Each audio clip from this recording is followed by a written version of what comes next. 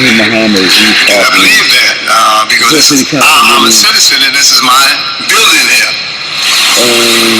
We live in a new world. About the homeless people in We had a Charleston. pope resign.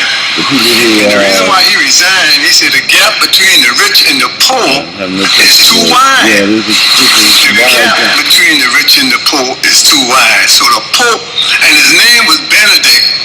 And you know Benedict Arnold was a traitor. So it looked like he went against the system by telling the truth. The gap is too wide.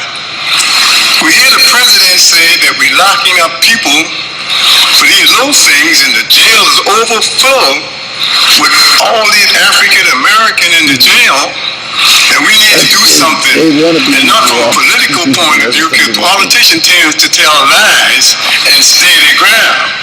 So we should be working on that, but I don't hear nobody talking about closing that gap between the rich and the poor. I hope if Councilman Gregory get elected to be the mayor, or get elected again in his office, I hope that he will start trying to work the people in the city against Seeking. It looked like Seeking is campaigning hard all over the city here.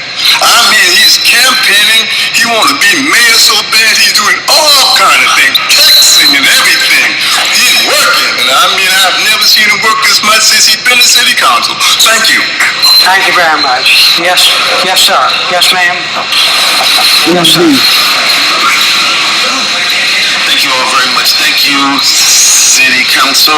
Always enjoy the opportunity to have freedom of speech. There's something going on by the City Council of Columbia that just passed a law to outlaw homeless people, and that made us very concerned about that this never happens in Charleston. I'm wearing this H right now to be in solidarity with homeless people. I'm not homeless, but I came to implore City Council to reach out to the Council of Columbia to ask them to reconsider that law. We have homeless people in Charleston. I know homeless people. I'm not homeless. I was born in Charleston. I was born at the Charleston Naval Shipyard, and I went to schools, and I've seen a lot of changes. Just on the problem with students, I know anything. When I went to college, I was 18, and I couldn't drink until I was 21. So you can reduce the drinking by 75% if you just stop people under 21 from drinking. About the situation with Carter, I think that if you just ask some of those executives down there to get on Carter, they could see some of the problems that are going on, get out of their Camrys and their Rolls Royces and catch the bus, and they could see where their profits are going. I'm going to be in this opportunity that I have. Just to once again to implore City Council and remind us that if there's any good that we can do for man, woman, child, or creature, let us do it now, because we may never pass this way again. Thank you. Thank you very much. Yes, ma'am.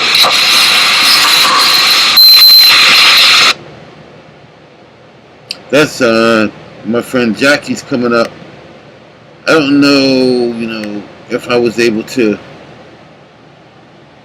get my point across, but we don't know when our last day is going to be on this earth, so let us do all the good that we can do, let us be good. Hey, Jackie. Good evening, Mayor and Council people. I dropped off on your desks earlier this evening this document. If anybody didn't get it, I'll be happy to give you a copy. That's why I'm here. About 2 years ago, my name's Jacqueline Metz, and about 2 years ago, I started with some others a community potluck in the East Side Mall Park. It has continued for 2 years now. Every Sunday, we have a community potluck. We felt that we were part of that community, and we wanted to have everyone there have a community experience. During that time, we've come to know many, many homeless people. Not everyone who comes is homeless, but a whole lot of them are, and we've learned a lot about what it means to be homeless in this city now. The statistics, as you'll see from the document I gave you, show that the increase in homelessness has been about 72% just in the last 2 years in the state. That in this city, in this county, of the 403 homeless people that they counted on January, more than half of them were what they call unsheltered. There are lots of reasons for that.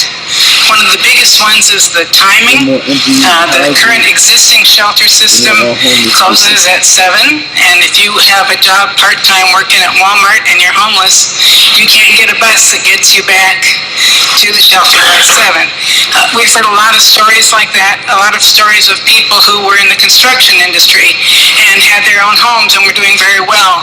And then the 2008 economic downturn hit, and all of a sudden, within a few months, they were on the street. And the opportunities to work part-time construction jobs were hindered by their living at the shelter for a lot of different reasons.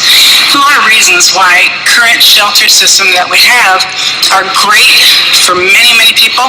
They've done wonderful things for hundreds of people, but there is a certain segment of the homeless population for whom it's just not appropriate, and it isn't because they're bad people, it's because of the circumstances.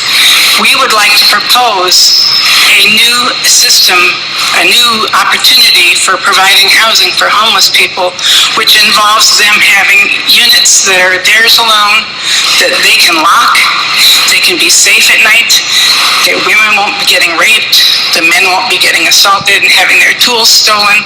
It's an opportunity that Charleston can have to stand up to the world and say, we're not all crazy here in South Carolina about the homeless. We can do good things. And I would really like to recommend to you the resolution which I put on your desk. If you would please consider that, or some version of it, and pass it at City Council.